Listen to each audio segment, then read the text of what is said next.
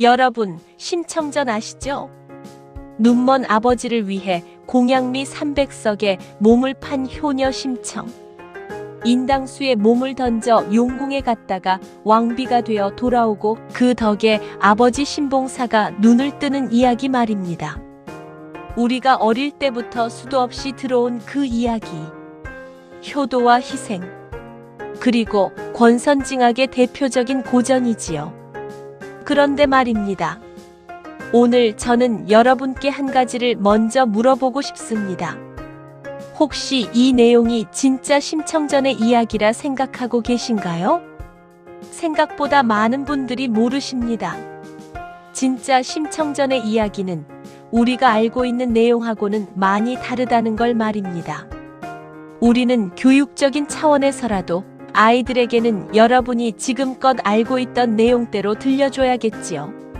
하지만 우리끼리는 심청전에 숨겨진 진짜 야사를 알았으면 하는 마음에 오늘 그 이야기를 들려드리고자 합니다. 과연 신봉사는 마냥 착하고 불쌍해서 무조건 도와줘야 하는 사람이었을까요?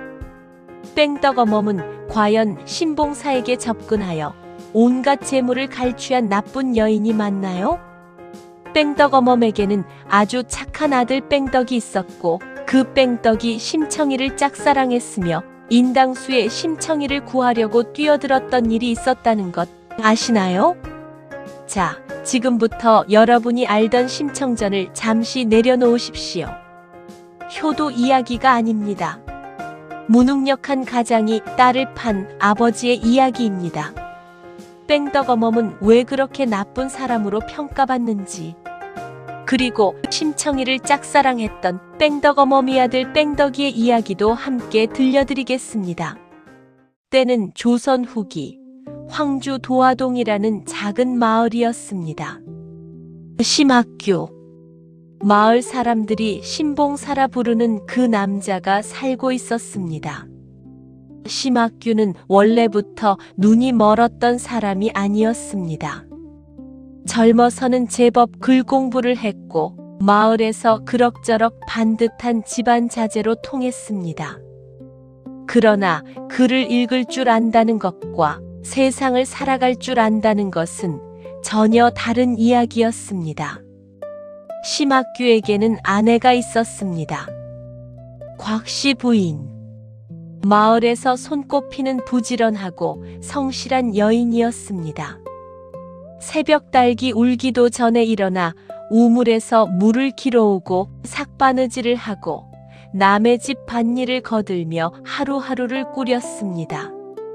남편의 눈이 점점 나빠지기 시작했을 때도 곽씨 부인은 단 한마디 원망 없이 두 사람 몫을 혼자 감당했습니다. 마을 사람들은 늘 이렇게 말했습니다.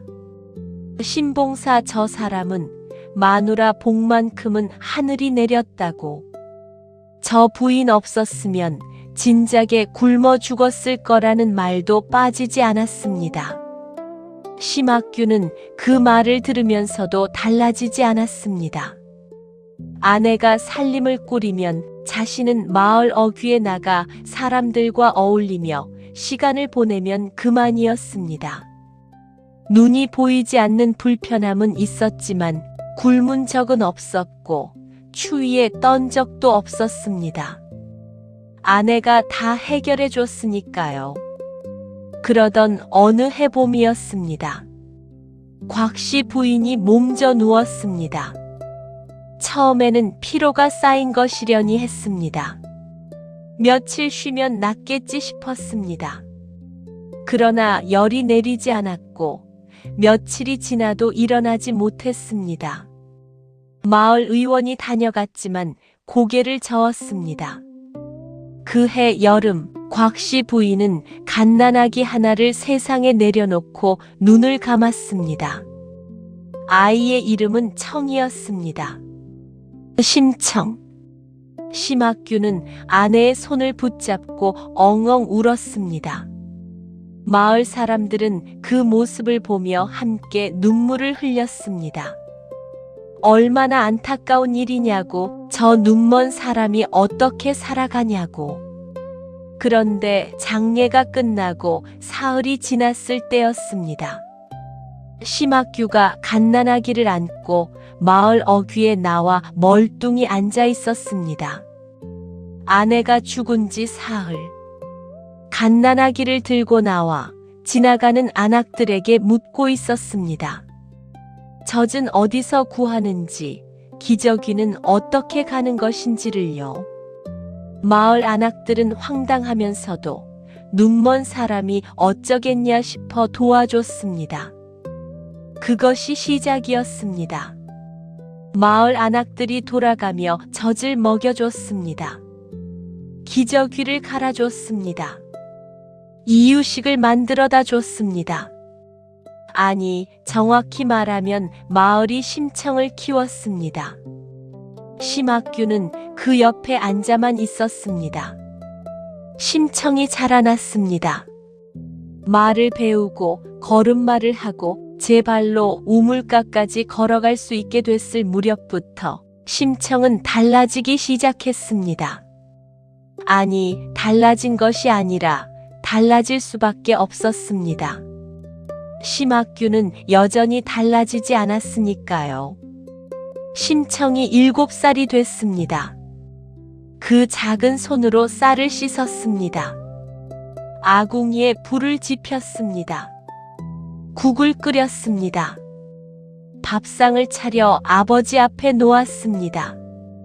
국이 짜다느니 밥이 질다느니 하는 아버지의 말에 심청은 고개를 끄덕이며 다음엔 더 잘하겠다고 했습니다.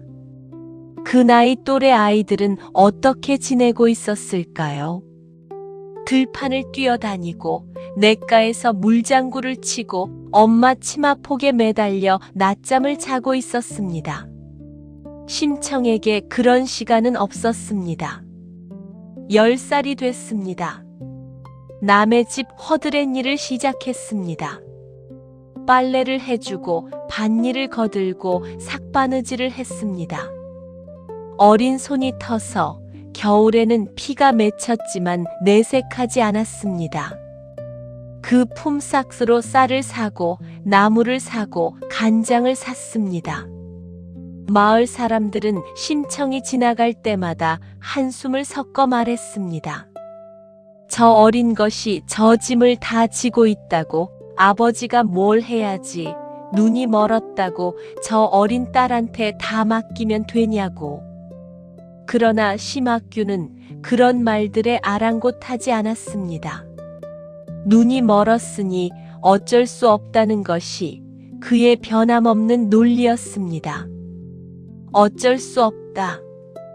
그 말이 얼마나 편리한 방패인지 심학규는 너무나 잘 알고 있었습니다.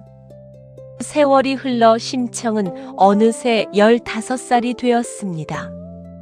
청이의 착한 행실은 동네방네 소문이 자자했고 모든 사람들이 칭찬을 아끼지 않았습니다. 청이는 인물도 양귀비같이 아름다운 데다가 총명하기가 이를 데 없었습니다. 하루는 무릉촌 정승댁 부인이 심청을 불렀습니다. 정승댁에 도착하니 의복이 화려하고 귀티가 흐르며 인자하게 생긴 부인이 심청을 맞이했습니다.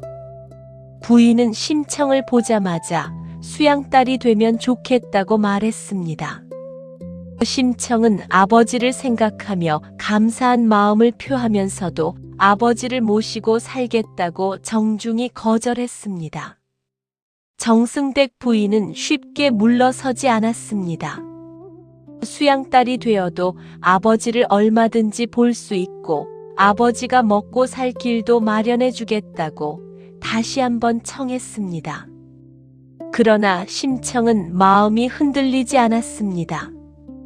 아무리 좋은 집에서 좋은 옷을 입고 좋은 것들을 먹으며 지낸들 아버지 없이는 행복할 리 없다고 생각했습니다. 아버지 곁에서 아버지의 눈이 되어 지켜드려야 한다는 생각에 다시 한번 정중하게 거절했습니다. 부인은 어쩔 수 없이 고개를 끄덕이며 오늘은 말동무나 되어달라고 했습니다. 그렇게 심청이 살아온 이야기를 듣게 된 부인은 안타까운 마음에 심청을 안고 다독여 주었습니다. 심청은 그 따스하고 편안한 품이 꼭 어머니 같다는 생각을 잠시 했습니다.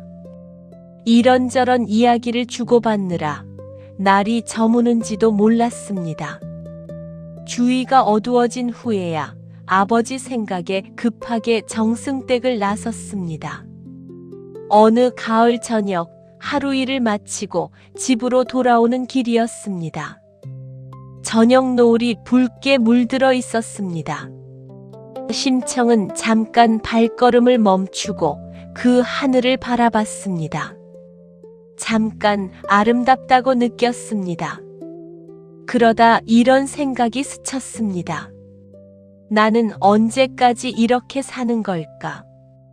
그 생각을 하다 심청은 스스로 고개를 저었습니다. 그런 생각 자체가 불효 같았습니다.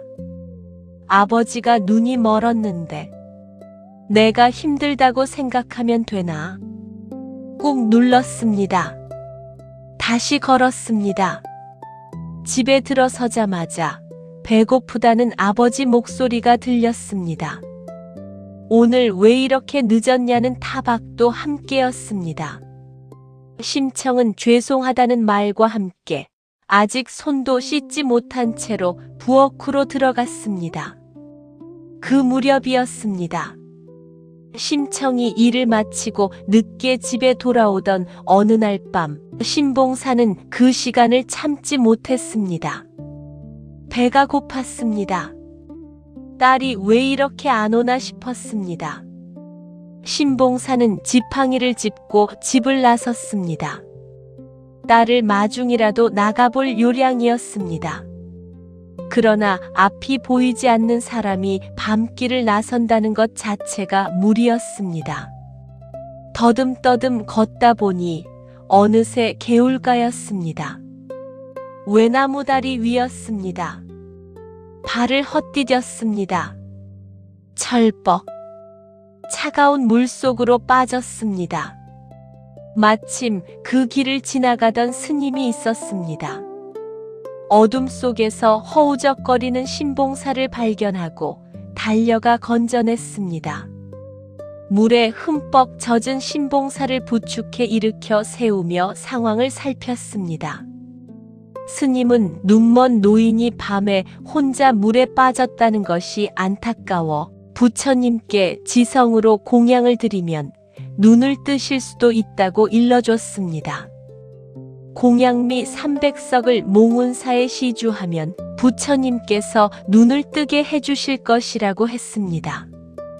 바로 그 순간이었습니다. 신봉사가 물에 젖은 채로 눈 하나 깜짝하지 않고 공양미 300석을 시주하겠다고 답했습니다. 여러분, 지금 이 장면을 한번 생각해 보십시오. 공양미 300석. 이것이 얼마나 되는 양인지 아십니까? 조선 후기 기준으로 노비 한 명의 몸값이 쌀 15석에서 20석 정도였습니다. 300석이면 건장한 성인 남성 노비 15명에서 20명의 몸값과 맞먹습니다.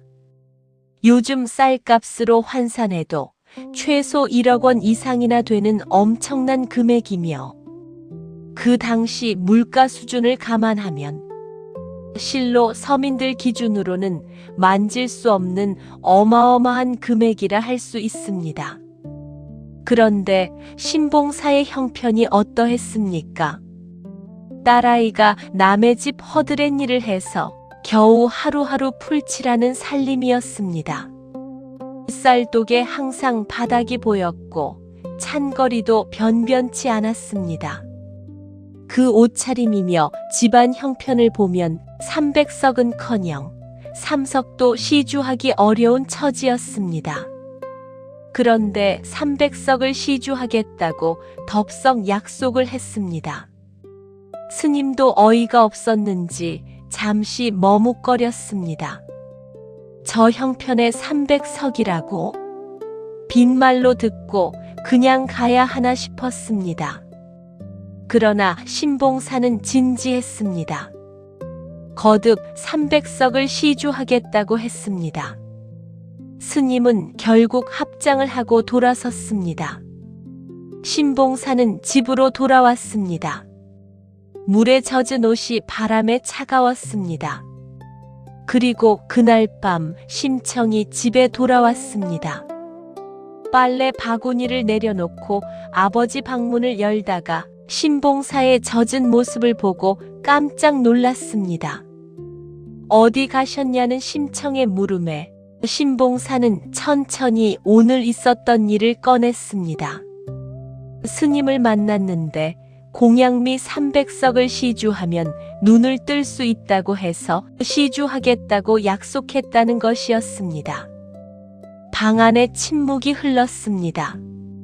심청은 아무 말도 하지 못했습니다. 300석. 그게 얼마나 되는 양인지, 이 집 형편에 어떻게 마련할 수 있는 것인지 심청은 너무나 잘 알고 있었습니다. 그러나 신봉사는 아랑곳하지 않는 표정이었습니다. 오히려 이상한 안도감 같은 것이 그의 얼굴에 어려 있었습니다. 마치 짐을 하나 던져놓은 사람처럼. 그렇습니다. 신봉사는 알고 있었습니다. 자신이 300석을 마련할 수 없다는 것을. 그러나 딸이 어떻게든 해결해 줄 것이라는 것도 알고 있었습니다. 지금껏 그래왔으니까요. 딸은 늘 방법을 찾아왔습니다. 이번에도 그럴 거라 믿었습니다. 아니, 믿은 것이 아니라 기댄 것이었습니다. 그 무렵 마을에 낯선 모자가 나타났습니다. 어머니는 뺑떡어멈. 나이는 40 안팎으로 키가 크고 몸집이 풍성한 여인이었습니다. 화장기는 없었지만 눈이 크고 입술이 붉어 그냥 지나치기 어려운 인상이었습니다. 목소리는 걸쭉하고 낮았으며 웃을 때면 어깨까지 들썩였습니다. 그리고 아들은 뺑떡. 나이는 심청과 비슷했습니다. 15에서 16쯤 됐을까요? 어머니와 달리 말수가 적고 눈빛이 조용한 아이였습니다. 키는 또래보다 훤칠했고 얼굴은 어머니를 닮았는지 이목구비가 뚜렷했습니다. 뺑떡어멈이 어디서 왔는지, 전에 어디에서 살았는지는 아무도 몰랐습니다. 그냥 어느 날 갑자기 나타나 마을 어귀의 빈 초가에 눌러앉은 것이었습니다. 아들 뺑떡을 데리고서. 마을 안악들은 뺑떡어멈을 보며 일찌감치 눈치챘습니다. 저 여자, 남정네들 눈길 끄는 데는 타고났구나. 일은 안 하면서 먹고 사는 것 보면 뻔하지. 그러나 뺑떡은 달랐습니다. 마을에 들어오자마자 조용히 일자리를 찾았습니다. 물건을 나르고 남의 집 밭일을 거들고 장터에서 심부름을 했습니다. 어머니의 생활 방식을 부끄러워하는 듯 스스로 뭔가를 하려 애쓰는 아이였습니다. 뺑떡이 심청을 처음 본 것은 마을 우물가에서였습니다. 심청이 무거운 물동이를 머리에 이고 비탈길을 오르고 있었습니다. 뺑떡은 지나가다 그 모습을 봤습니다. 잠깐 멈췄습니다. 도와주려고 다가가다가 심청과 눈이 마주쳤습니다. 그 눈빛이었습니다. 피곤하면서도 맑은, 힘들면서도 흔들리지 않는 그 눈빛. 뺑떡은 그 자리에서 발걸음이 멈췄습니다. 결국 아무 말도 못하고 그냥 지나쳤습니다. 그런데 그날 이후로 뺑떡은 이상하게 심청이 눈에 밟혔습니다. 우물가에서 마주치면 고개를 숙였습니다. 장터에서 마주치면 괜히 다른 곳을 봤습니다. 뺑덕 자신도 그게 뭔지 몰랐습니다. 그저 저 아이가 신경 쓰인다고만 생각했습니다. 한편 뺑덕 어멈은 마을을 살펴가며 하나씩 파악하고 있었습니다. 누구 집에 무엇이 있는지, 누가 힘이 있고 누가 돈이 있는지. 그러다 심학규의 집이 눈에 들어왔습니다. 눈먼 영감의 딸이 품삯을 벌어 살림을 꾸린다고 했습니다. 가난한 집이었습니다. 그러나 뺑덕 어멈은 다른 것을 봤습니다. 저 눈먼 영감에게 딸이 얼마나 헌신하고 있는지를, 그리고 저 영감이 딸에게 얼마나 기대고 있는지를. 뺑덕 어멈의 머릿속에서 무언가가 천천히 움직이기 시작했습니다. 공양미 300석. 심청은 그날 이후로 그 숫자를 머릿속에서 지울 수가 없었습니다. 어떻게 마련하지? 어떻게 하면 되지? 남의 집 일을 해서 300석을 모으려면 평생을 일해도 부족했습니다. 빌린다고 갚을 방법이 없었습니다. 팔 것이라도 이 집에 팔 게 없었습니다. 며칠을 그 생각과 씨름했습니다. 밥을 먹다가도 멍했고 일을 하다가도 손이 멈췄습니다. 그러던 어느 날 장터에 서였습니다. 선원들이 삼삼오오 모여 이야기를 나누고 있었습니다. 심청이 그 옆을 지나치다 귀에 걸리는 말이 있었습니다. 인당수 재물을 구하는데 값이 공양미 300석이라는 것이었습니다. 심청이 발걸음을 멈췄습니다. 300석. 그 숫자가 머릿속에서 번쩍였습니다.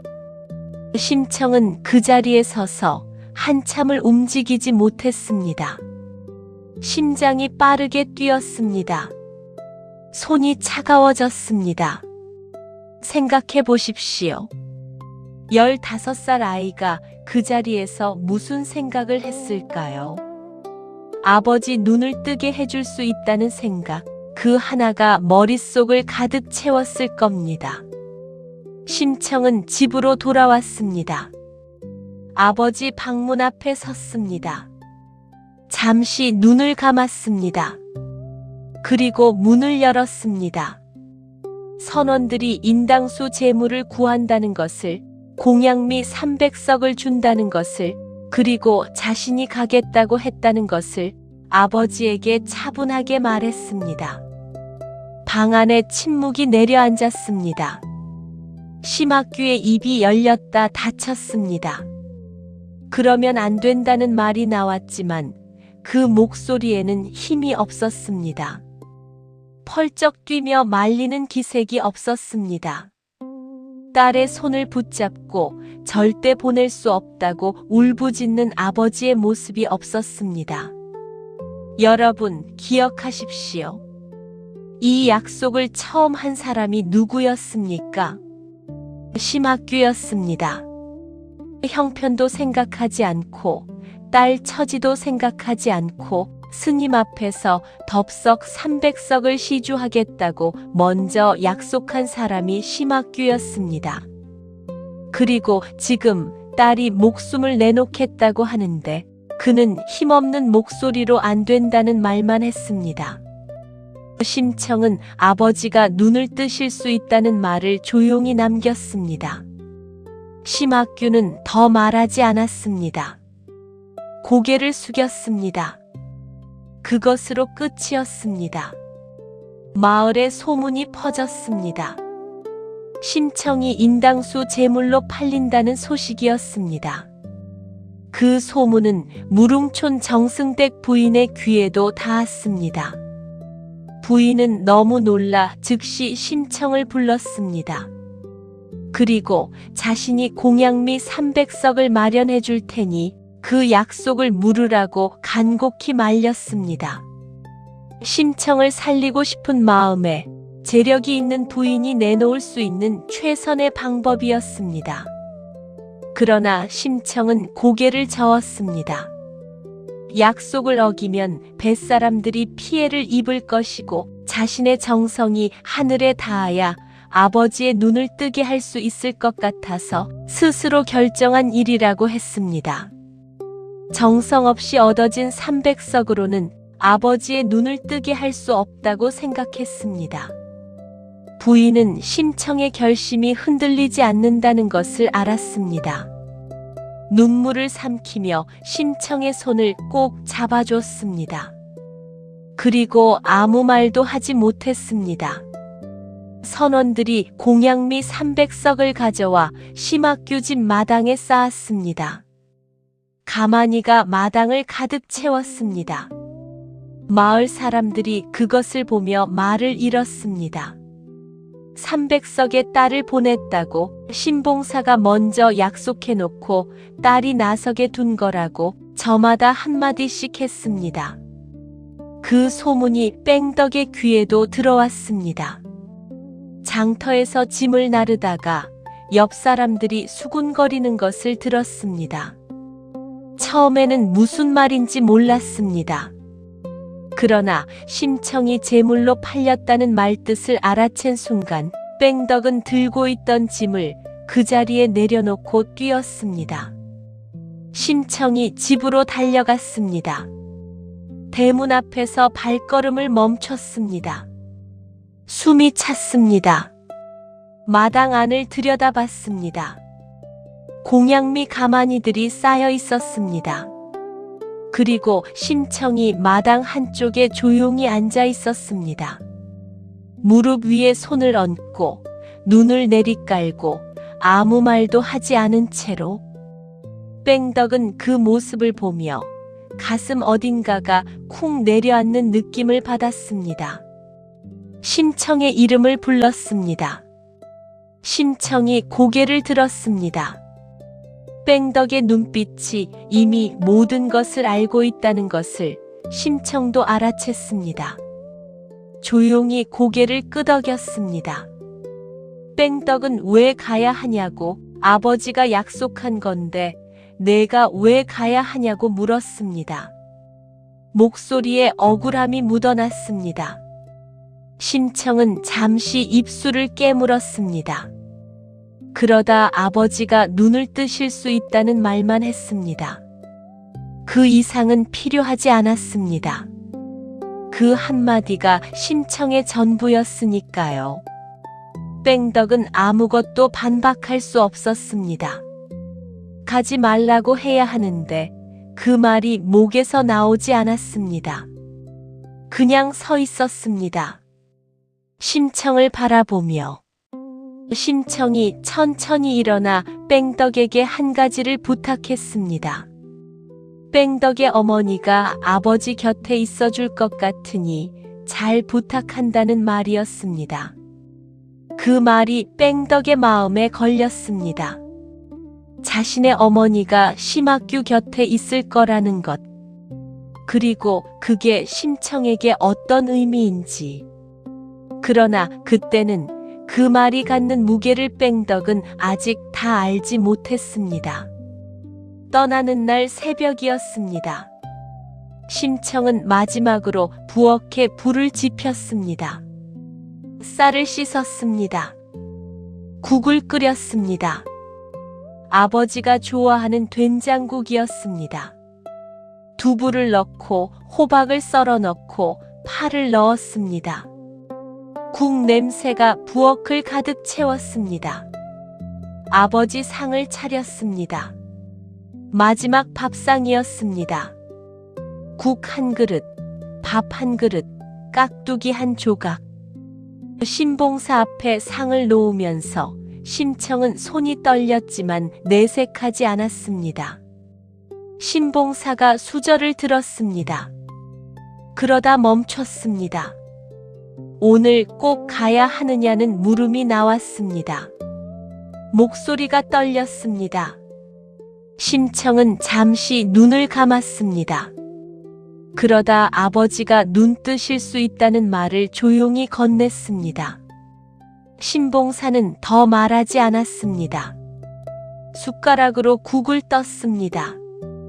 국물이 숟가락에서 흘러 상 위에 떨어졌습니다. 손이 떨렸기 때문이었습니다. 심청은 그것을 보며 조용히 일어섰습니다. 부엌으로 다시 들어가 행주로 눈가를 닦았습니다. 눈물이 나왔지만 아버지가 들으면 안 됐습니다. 아버지가 더 힘들까 봐서. 선원들이 마을 어귀까지 왔습니다. 심청이 대문 앞에 섰습니다. 선원 중 나이 든 사람이 품에서 묵직한 주머니를 꺼냈습니다. 300석 외에 따로 드리는 것이라고 여비로 쓰라고 했습니다. 심청이 그 주머니를 받아 아버지 손에 쥐어드렸습니다. 제가 두고 가는 것이라는 말과 함께였습니다. 신봉사의 손가락이 주머니를 더듬었습니다. 묵직했습니다. 아무 말도 나오지 않았습니다. 심청이 깊이 절을 했습니다. 그리고 돌아섰습니다. 마을 사람들이 줄지어 서서 심청의 뒷모습을 바라봤습니다. 여기저기서 훌쩍이는 소리가 났습니다. 그 사람들 사이에 뺑덕도 있었습니다. 심청의 뒷모습을 바라보는 뺑덕의 눈빛은 달랐습니다. 슬픔도 아니고 안타까움도 아니었습니다. 무언가를 결심한 사람의 눈빛이었습니다. 심청이 선원들을 따라 마을 어귀를 벗어났습니다. 뺑덕이 움직였습니다. 아무도 모르게 그 뒤를 따랐습니다. 마을 사람들이 뿔뿔이 돌아가고 선원들이 배를 향해 길을 걸을 때 뺑덕은 거리를 두고 따라갔습니다. 배에 올랐습니다. 몰래 짐칸에 숨었습니다. 뱃사람들이 눈치채지 못했습니다. 뺑덕은 숨을 죽이고 그 어두운 칸에 웅크리고 앉았습니다. 바다로 나아가는 배의 진동이 온몸으로 전해졌습니다. 인당수에 다다랐습니다. 파도가 높았습니다. 바람이 거셌습니다. 선원들이 제물을 준비하며 분주하게 움직였습니다. 심청이 배 앞머리에 섰습니다. 흰 옷을 입고 머리를 단정히 올리고 두 손을 모은 채 서 있었습니다. 파도가 옷자락을 흔들었습니다. 심청은 눈을 감았습니다. 아버지가 눈을 뜰 수 있다면. 그 생각 하나를 가슴에 안고 심청은 바다를 향해 몸을 던졌습니다. 그 순간이었습니다. 짐칸에서 뛰쳐나온 사람이 있었습니다. 뺑덕이었습니다. 선원들이 소리를 질렀습니다.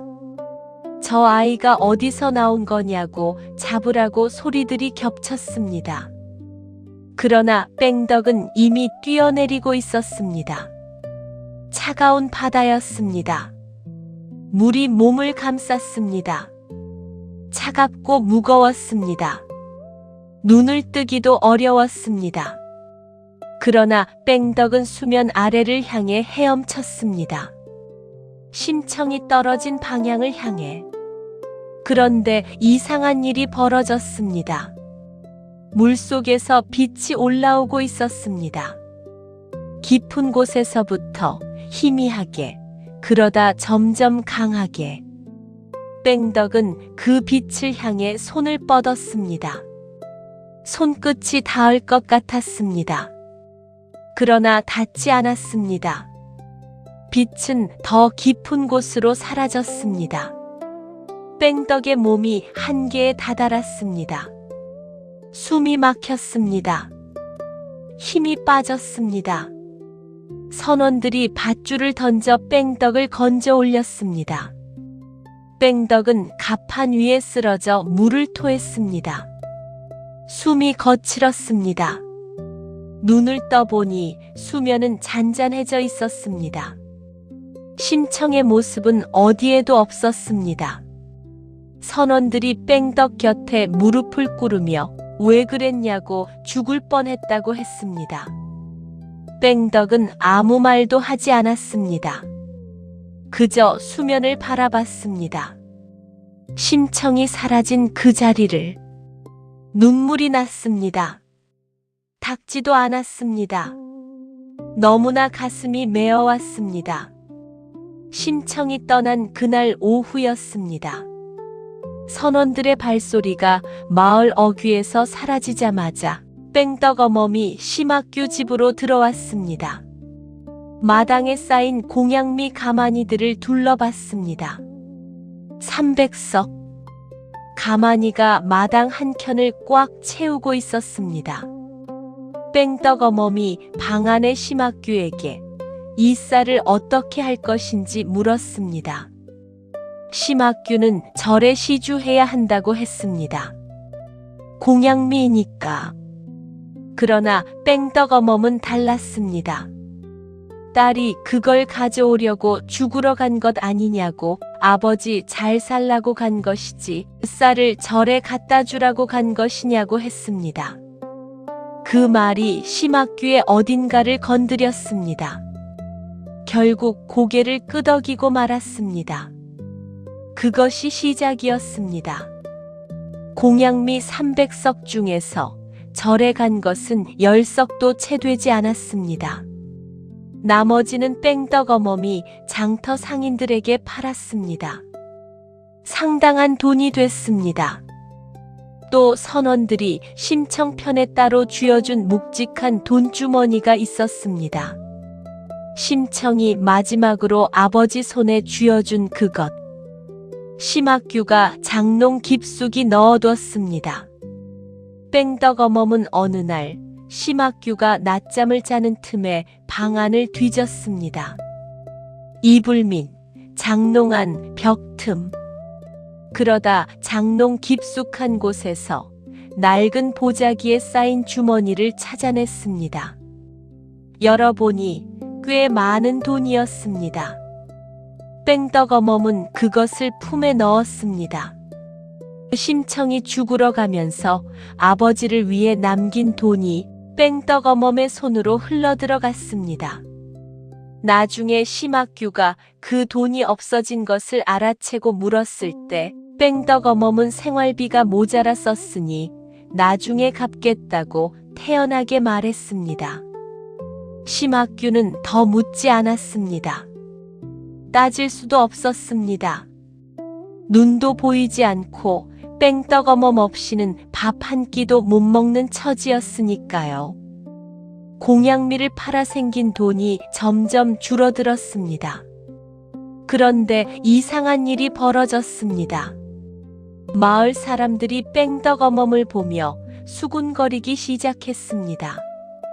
뺑덕 어멈이 요즘 잘 산다고, 비단 옷에 누리개까지 샀다고. 그런데 더 놀라운 이야기도 있었습니다. 신봉사도 요즘 이상하게 변했다고. 전에는 딸이 벌어온 돈으로 겨우 풀칠했는데 요즘은 장터에 나와서 흥청망청 쓴다는 것이었습니다. 맞았습니다. 심학규는 갑자기 생긴 돈에 취했습니다. 공양미 300석을 판 돈, 딸이 남긴 돈. 그것들이 생기자 심학규는 달라졌습니다. 뺑덕 어멈이 기생집을 소개시켜줬습니다. 심학규는 눈이 보이지 않았지만 귀로 소리를 듣고 코로 향기를 맡고 손으로 감촉을 느꼈습니다. 가무와 술과 여색. 그것들이 심학규를 사로잡았습니다. 마을 사람들이 혀를 찼습니다. 딸의 목숨값으로 얻은 돈으로 저러고 있다고. 심청이가 저걸 알면 얼마나 기가 막히겠냐고. 돈이 줄어들자 뺑덕 어멈은 또 다른 방법을 썼습니다. 심학규 이름으로 빚을 냈습니다. 눈 치료에 써야 한다는 명목이었지만 그 돈도 대부분 다른 곳으로 흘러갔습니다. 빚이 쌓였습니다. 재산이 줄었습니다. 그런데 심학규는 의처증이 생기기 시작했습니다. 뺑덕 어멈이 자신 모르게 딴 남자를 만난다는 소문이 들렸습니다. 화를 냈습니다. 따졌습니다. 그러나 뺑덕 어멈은 코웃음을 치며 그런 소문은 근거 없다고 봉사 어르신이 의처증이 있는 것 아니냐고 받아쳤습니다. 심학규는 눈이 보이지 않으니 확인할 방법이 없었습니다. 그렇게 세월이 흘렀습니다. 딸의 목숨값으로 만들어진 재산이 하나씩 사라져갔습니다. 한편 인당수에 몸을 던진 심청에게는 다른 일이 벌어지고 있었습니다. 심청이 바닷물에 몸을 던지자 인당수는 잠잠해졌고 뱃사람들은 무사히 남경에 도착할 수 있었습니다. 바다에 빠진 심청은 용궁 사람들이 가마에 태워 수정궁으로 데려갔습니다. 용왕은 심청이 올 것을 이미 알고 있었다며 극진히 대접했습니다. 그러던 중 하루는 용궁에 귀한 손님이 찾아왔습니다. 광한전의 옥진 부인이라는 분이었습니다.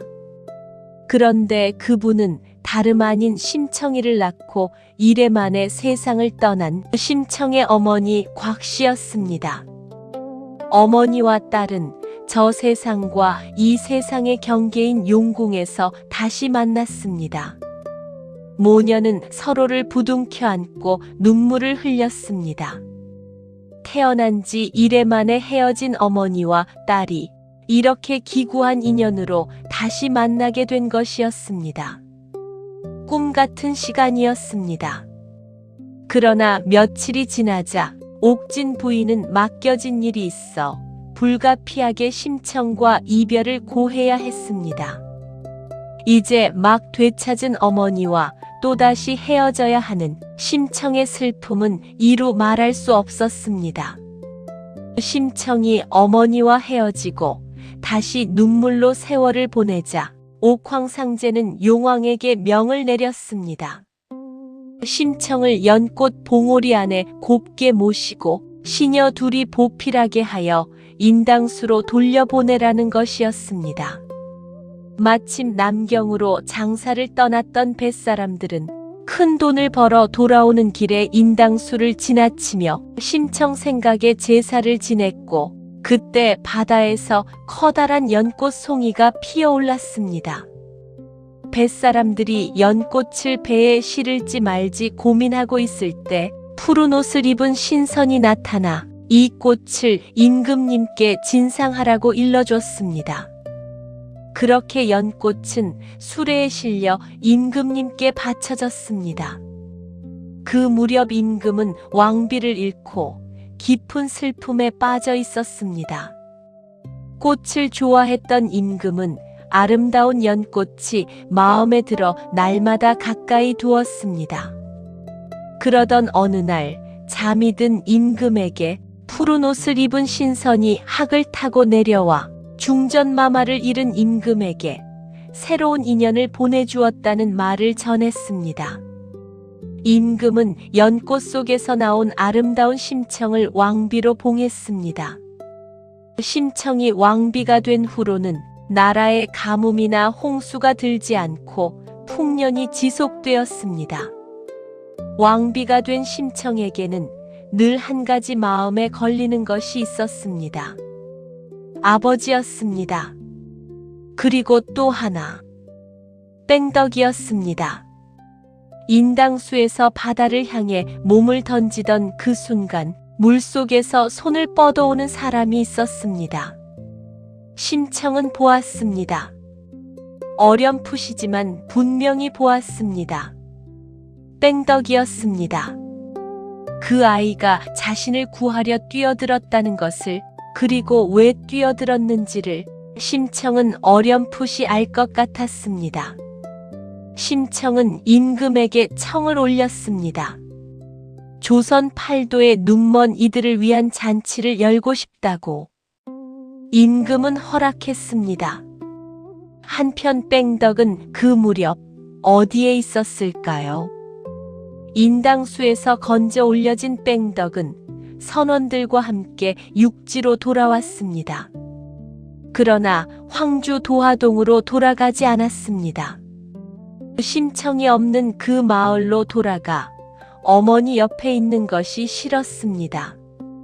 뺑덕은 이곳저곳을 떠돌았습니다. 일을 하고 먹고 자고 또 걸었습니다. 심청이 생각났습니다. 물속에서 사라지던 그 빛이 생각났습니다. 그러던 어느 날 한양에서 맹인잔치가 열린다는 방을 봤습니다. 뺑덕은 발걸음을 멈췄습니다. 왕비가 눈먼 이들을 위해 여는 잔치. 왜 왕비가 이런 잔치를 여는 걸까? 그 왕비가 어떤 사람인지 뺑덕은 알 수 없었습니다. 그러나 발걸음은 저절로 한양 쪽을 향했습니다. 한편 아버지 생각에 날마다 눈물을 짓던 심청은 임금에게 자신에게 있었던 모든 일을 털어놓으며 아버지를 보고 싶다고 했습니다. 임금은 신봉사가 살았던 황주 도화동으로 신하를 보냈습니다. 그러나 이미 세간을 팔고 떠돌이가 된 신봉사를 찾지 못했습니다. 아버지를 찾을 길이 막막해진 심청은 임금에게 간청하여 한양에서 맹인잔치를 열기로 했습니다. 전국의 모든 맹인들을 불러들이라는 임금의 명이 떨어졌고 조선 팔도에 방이 붙었습니다. 왕비의 명으로 눈먼 이들을 위한 잔치가 열리니 모든 맹인들은 한양 궁궐로 오라는 것이었습니다. 뺑덕 어멈이 그 방을 보고 심학규에게 말했습니다.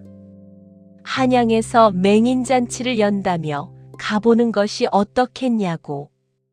거기 가면 좋은 음식도 먹고 뭔가 얻는 것도 있을 것 같다고 했습니다. 심학규는 선뜻 응했습니다. 둘이 길을 떠났습니다. 한양까지 며칠이 걸리는 먼 길이었습니다. 뺑덕 어멈이 심학규의 손을 잡고 안내했습니다. 첫날은 괜찮았습니다. 둘째 날도 별일이 없었습니다. 그런데 셋째 날이었습니다. 어느 마을 주막 앞을 지나칠 때였습니다. 주막 앞에 남자 하나가 서 있었습니다. 눈이 보이지 않는 맹인이었는데 혼자 한양 가는 길을 찾지 못해 머뭇거리고 있었습니다. 뺑덕 어멈의 걸음이 느려졌습니다. 그 남자를 훑어봤습니다. 생김새가 멀쩡했습니다. 옷도 낡지 않았고 허리춤에 찬 주머니가 묵직해 보였습니다. 뺑덕 어멈은 심학규에게 잠깐 기다리라 하고 그 남자에게 다가가 한양 가는 길이냐며 같이 가자고 말을 건넸습니다. 그 남자는 선뜻 응했습니다. 뺑덕 어멈이 그 남자 옆에 섰습니다. 그리고 심학규 쪽을 돌아봤습니다. 심학규는 지팡이를 짚은 채 길 위에 서서 뺑덕 어멈을 찾아 두리번거리고 있었습니다. 어디 있냐고 이름을 불렀습니다. 목소리가 점점 불안해졌습니다. 뺑덕 어멈은 그 모습을 잠시 바라봤습니다. 그러다 새 남자의 팔을 잡은 채 그냥 가자고 했습니다. 새 남자가 저 노인은 어떻게 하냐고 물었지만 뺑덕 어멈은 혼자 가실 수 있다는 말만 하고 한양 쪽으로 발걸음을 옮겼습니다. 심학규는 계속 뺑덕 어멈의 이름을 불렀습니다. 지팡이를 짚고 한 발 한 발 더듬더듬 걸었습니다. 뺑덕 어멈은 뒤를 돌아보지 않았습니다. 누가 좀 도와달라는 심학규의 목소리가 길 위에 멀어져 갔습니다. 마침 지나가던 나그네가 그 모습을 보고 다가갔습니다. 같이 가시던 분은 어디 갔냐는 물음에 심학규는 그냥 가버렸다는 말만 했습니다. 목소리에 아무런 기력이 없었습니다. 맹인잔치가 열리던 날이었습니다. 왕궁의 너른 마당에 조선 팔도에서 몰려온 눈먼이들이 가득했습니다. 상마다 좋은 음식이 올라왔고 악사들이 음악을 연주했습니다. 그 중에 심학규도 있었습니다. 뺑떡어멈에게 버려진 뒤 길에서 만난 나그네의 도움으로 간신히 한양에 닿았습니다. 옷은 흙투성이었고 얼굴은 지치고 수척했습니다. 심학규는 음식 앞에 앉았지만 손이 가지 않았습니다. 머릿속에서 딸 생각이 떠나지 않았습니다. 잔치 자리를 한 사람씩 살펴보며 돌아보던 왕비가 심학규 앞에서 멈췄습니다. 황주 도화동에서 오셨느냐는 물음이 나왔습니다. 심학규가 화들짝 놀라며 고개를 들었습니다. 황주 도화동 심학규가 맞다고 했습니다. 그런데 그 순간 그 목소리가 귀에 꽂혔습니다. 평생 들어온 목소리였습니다. 새벽마다 아버지 진지 드세요 하던 그 목소리. 아버지 주무세요 하던 그 목소리. 틀릴 리가 없었습니다. 아버지라는 한마디가 들렸습니다. 심학규의 눈이 번쩍 열렸습니다. 어두웠던 세상이 한순간에 밝아졌습니다. 눈앞에 빛이 쏟아졌습니다. 그 빛 속에 한 사람이 있었습니다. 화려한 왕비복을 입었지만 눈빛만은 예전 그대로인 사람. 심청이었습니다. 심학규는 입이 열리지 않았습니다. 떠올랐습니다. 새벽마다 밥을 짓던 그 작은 손. 떠나던 날 아침 된장국 냄새. 마지막으로 자신의 손에 주머니를 쥐어주던 그 손가락. 그리고 떠올랐습니다. 스님 앞에서 덥석 300석을 약속하던 자신의 목소리. 딸이 팔려가겠다고 했을 때 힘없이 고개만 떨궜던 자신. 뺑떡어멈과 딸의 목숨값으로 흥청망청 쓰던 그 시간들. 청이라는 이름을 불렀습니다. 목소리가 갈라졌습니다. 아버지가 잘못했다는 말이 겨우 나왔습니다. 심청이 달려왔습니다. 왕비가 수많은 사람들 앞에서 아버지 앞에 무릎을 꿇었습니다. 아버지 왔어요. 저 왔어요. 그 말을 하는 심청의 목소리가 떨렸습니다. 심학규는 딸의 손을 잡았습니다. 이제 보이는 눈으로 딸의 얼굴을 바라봤습니다. 왕비복을 입고 있었지만 그 얼굴 안에 예전 심청이가 그대로 있었습니다. 새벽에 찬물로 세수하던 아이. 굶으면서 아버지 밥을 먼저 차리던 아이. 심학규는 오래도록 그 손을 놓지 못했습니다. 그때였습니다. 잔치 자리 한쪽에서 누군가가 조용히 그 장면을 바라보고 있었습니다. 뺑덕이었습니다. 언제 도착했는지 몰랐습니다.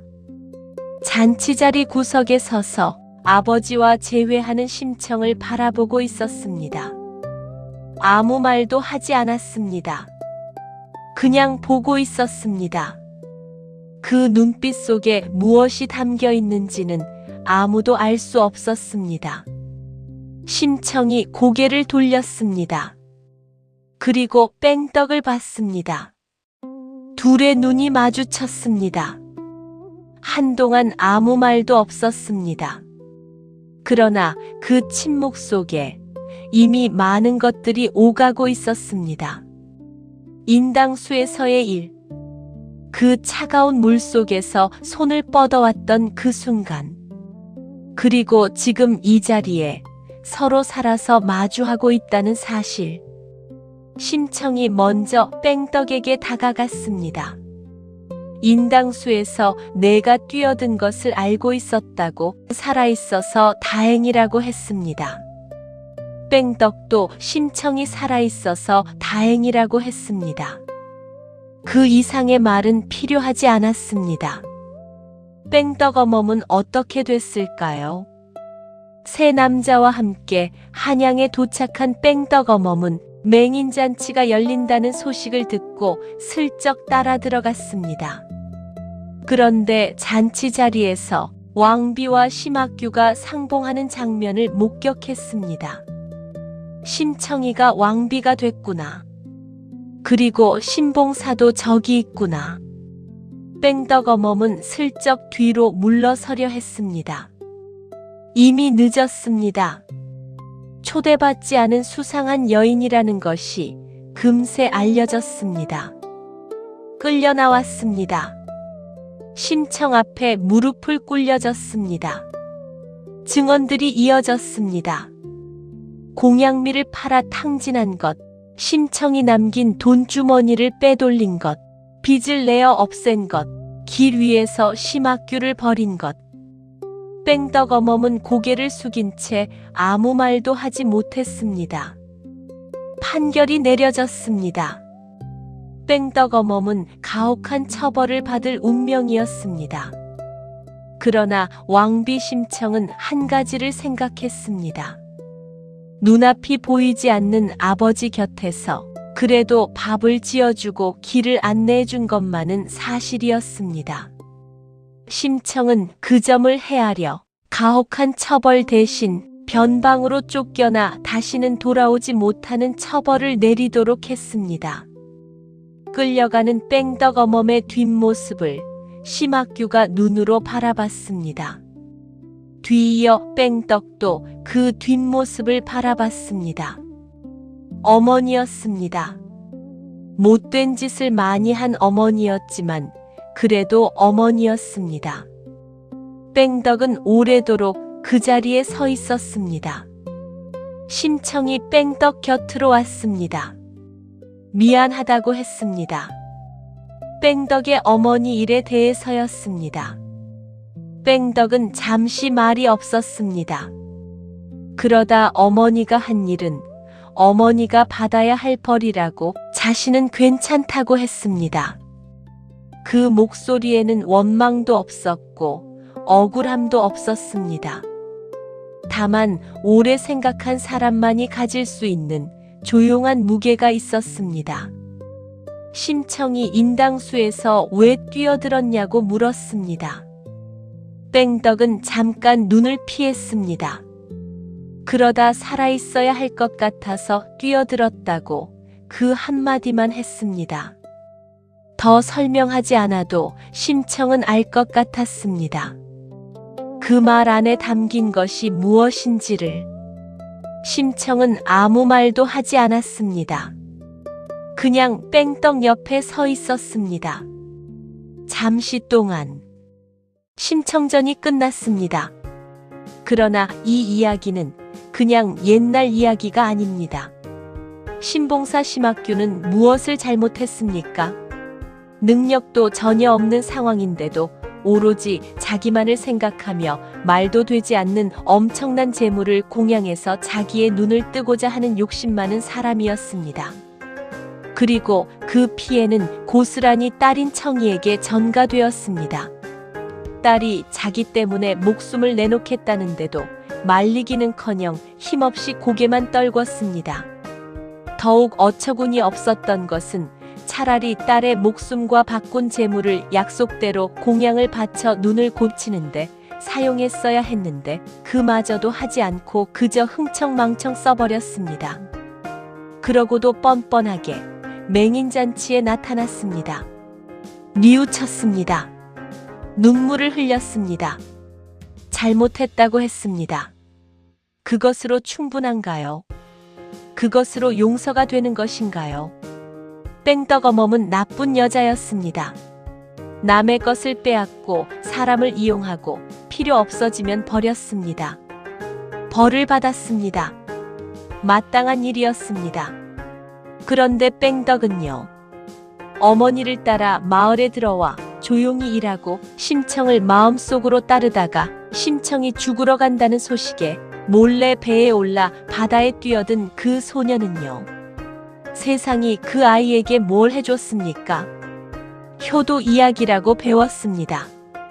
착한 딸, 불쌍한 아버지. 그러나 이 이야기 안에는 그것 말고도 많은 것들이 있었습니다. 아무도 막아주지 않은 딸의 희생, 책임지지 않은 아버지, 나쁜 여자의 탐욕, 그리고 말 한마디 제대로 못한 채 바다에 뛰어든 소년. 공양미 300석. 그것이 사람 목숨값이 될 수 있었을까요? 400년이 지난 지금도 우리는 여전히 그 질문 앞에 서 있습니다. 지금까지 새롭게 각색된 심청전 재미있게 들으셨나요? 그럼 또 다른 이야기 계속 기대해 주세요. 마지막으로 좋아요 한번 눌러주세요.